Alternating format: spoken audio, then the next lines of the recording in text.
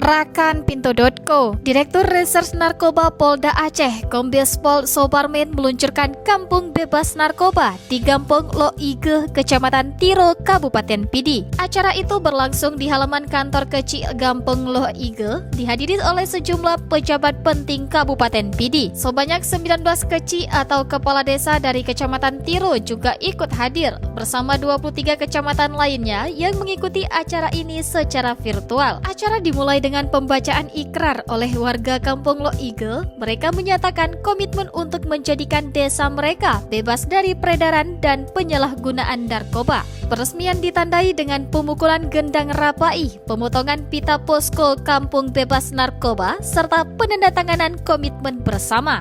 Kombes Pol Soparmen menjelaskan 3 strategi pemberantasan narkoba, diantaranya penindakan hukum, pencegahan, dan sosialisasi. Ia berharap program ini mendapat dukungan dari para kecil dan warga untuk melindungi desa dari ancaman narkoba yang merusak generasi muda. Sementara itu, Kapolres Pidi AKBP Jaka Mulyana mengatakan bahwa peluncuran KBN dilakukan serentak di 23 kecamatan dengan pusat acara di Gampong Lo Ige.